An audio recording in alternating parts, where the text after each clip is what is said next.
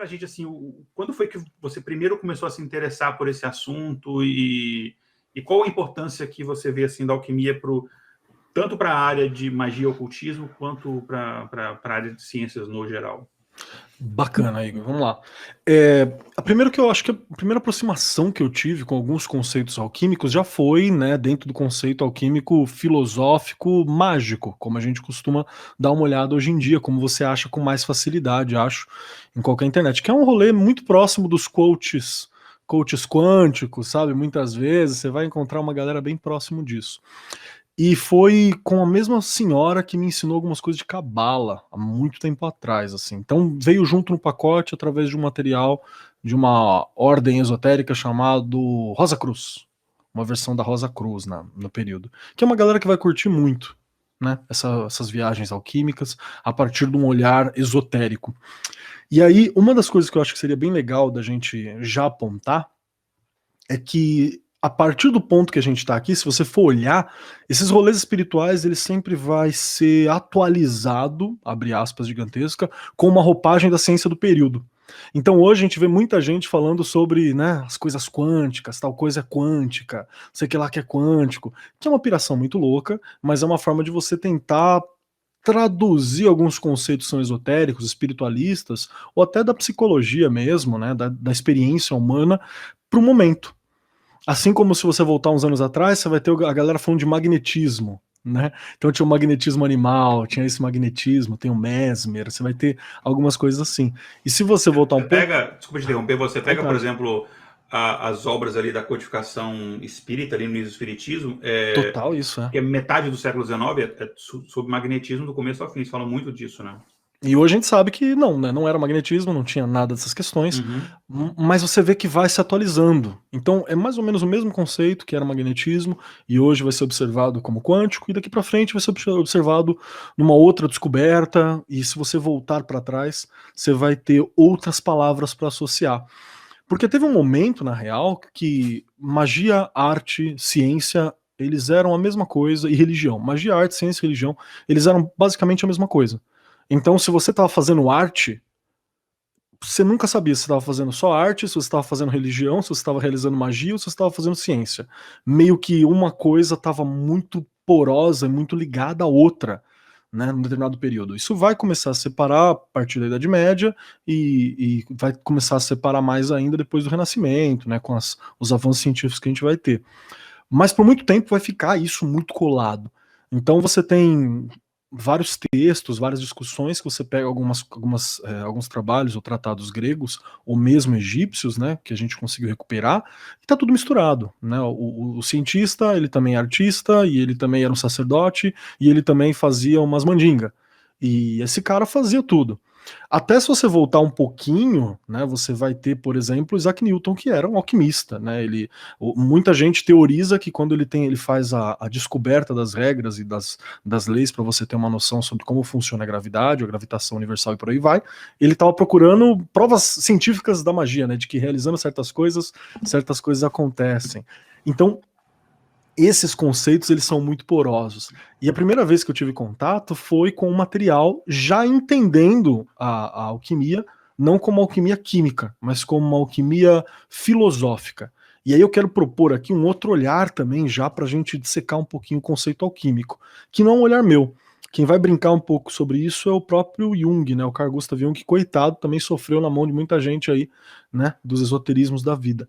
Que ele tem e herdou, né, uma das maiores bibliotecas de alquimia, porque ele teorizava que a alquimia ela tinha um componente de ser uma protopsicologia no começo, né? Ela era uma tentativa do ser humano se identificar utilizando os meios materiais que ele tinha em volta. Então é muito legal, né, E esse faz muito pensamento sentido, se todo. você pensa bem, se você pega a história da alquimia, faz muito sentido. Sim, sim, eu acho que é muito legal. E você vê alguns parâmetros nessa tentativa de se descobrir, e como você ainda não tem o conceito de id, o conceito de subconsciente, o conceito de ego, né? Você não tem nenhum desses conceitos, o que que você faz? Você vai nomear com as coisas que você tem no mundo externo. Então, você nomeia a raiva, por exemplo, a partir do deus da guerra, você nomeia a partir de planeta, você nomeia a partir de elemento, você nomeia a partir das coisas que você tem no seu meio, né? Assim, tentando traduzir esse ambiente interno. Muito louco.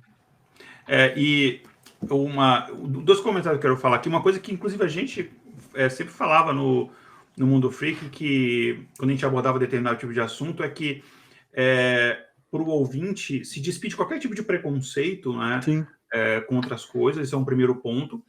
E você comentou do Newton, eu vou citar um outro. O que você falou, de fato, aconteceu, e eu vou citar um outro exemplo da biografia do Newton, que mostrou muito o lado, eu diria que esotérico mesmo dele, que inclusive alterou até a descoberta científica dele. Então, quando o Newton estava trabalhando com difração da luz, né, enfim, em outras palavras, para o pessoal visualizar, quando ele estava fazendo a capa do Dark Side of the Moon, né, o álbum do Pink Floyd, na verdade, ele não encontrou 7 cores, como ele descreveu. Ele encontrou 5 cores, mas aí ele falou, vou dar uma arredondadinha, então esse azul aqui eu posso dizer que são duas cores e tal. E aí ele falou que eram 7, porque, enfim, 7 é um número, acho que cabalístico, enfim, é um número... número dos planetas ancestrais, né, e por aí vai. Isso, exatamente. Já nessa época eram os números de planetas, porque a gente não tinha ainda o conhecimento de, acho que Netuno e Plutão, enfim, Plutão hoje não é esse planeta, mas... Então tinha essa questão do número 7, esse número é extremamente importante, assim, e aí ele meio que deu uma forçada de barra e tal, né? E não vem falar do Newton, não, porque hoje em dia muita gente em ciência faz umas coisinhas assim por outros motivos. Olha, eu tenho uma hipótese.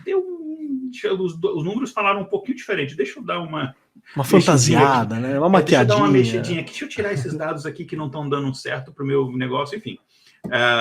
Então, e assim, a minha definição, e é uma definição pessoal minha de alquimia, para mim, a alquimia, a única diferença dela para a química é basicamente a época em que ela foi aplicada, porque e a metodologia em que se usou. Como você falou, a alquimia ela também usava conceitos filosóficos e tal. O que você pensa bem é uma evolução natural da ciência, né? Porque as ciências que a gente considera hoje como ciências da natureza, a química, a biologia, a física, etc., na época da antiguidade, provavelmente nos gregos, era considerada uma rama da filosofia, chamada filosofia natural, né? Então, é uma evolução do pensamento humano e, no final, é a nossa necessidade, a nossa busca de entender o mundo, né? Entender nós e o mundo, a natureza, enfim, o universo. E a gente vai adaptando métodos e tal. E uma coisa que... E, assim, eu sou uma pessoa, assim, da ciência, digamos, mas uma coisa que você não pode se iludir é de que, por exemplo, o método científico que a gente tem hoje, ele é uma representação da verdade, uma representação da ciência. Não.